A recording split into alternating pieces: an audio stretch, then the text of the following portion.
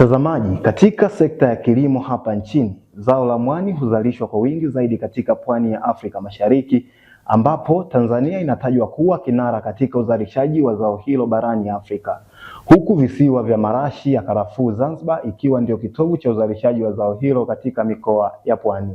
Lakini licha ya kuwa kinara, uzalishaji wenye tija unabaki kuwa mfupa mgumu usiovunjika.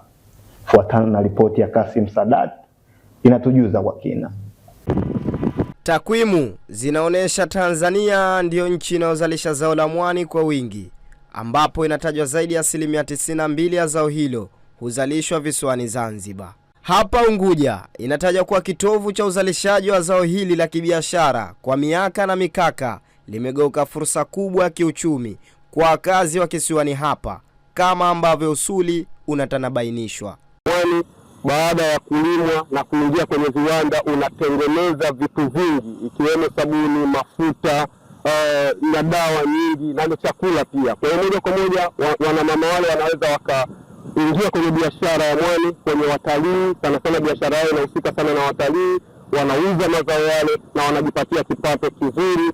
Zanzibar limekuwa na manufaiko makubwa kwa sababu tunaona jinsi gani sisi wanawake sasa hivi tumeamka, tumekuwa na ule mwamko, tunatoka tunakwenda kule pwani, tunalima mwani, mwisho wa siku tunakwenda kupeleka viwandani, tunakuja tunazalisha mafuta, lakini pia mwani huo tunaweza kutumia dawa. Wakazi wa hapa wanaeka hadharani faida lukuki za ukulima wa zao hili kisiwani hapa. Mwani umesaidia katika elimu, manake kuweza kupata pesa wazazi kuwasomesha watoto kupitia hii biashara ya mwani. Hapa sasa hivi mwani kidogo bei yake imepungua, lakini naamini serikali inaweza kufanya jitihada za kuweza kupandisha bei, labda kutafuta masoko ya nje ili kuweza kupata wateja zaidi. Zao la mwani katika kisiwa chetu lina faida nyingi. Kwanza linatuletea kipato cha matumizi toka majumbani mpaka kwa familia nzima. Alafu pia mwani ni dawa, ni afya.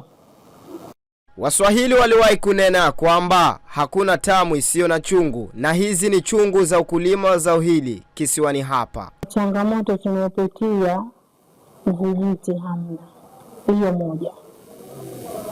Ya pili, pamoja na kamba, alafu na mwani yenyewe kuwa hauna kaa. Wataalamu wa zao hili wanalonga kuwepo na mikakati thabiti itakayochechemua kilimo hichi kisiwani hapa. Lakini nini kinatakiwa kifanyike? Kwetu sisi katika taasisi ambayo mimi nipo, tunachokiangalia kwanza ukulima wenyewe wa mwani. Unapovunwa mwani kabla ya kupandwa, ukaushwa kisasa zaidi kupitia chanja.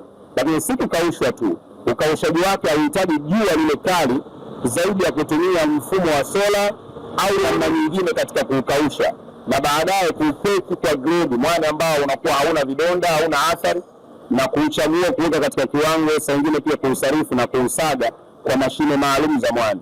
Licha ya umuhimu wa zao la mwani kiuchumi, kilimo cha mwani visiwani Zanzibar kinahitaji msaada katika kukabiliana na changamoto mbalimbali zinazowakabili wakulima ili kuweza kuwa na uzalishaji wenye tija. Kasim Sadat Othman, Domeko TV.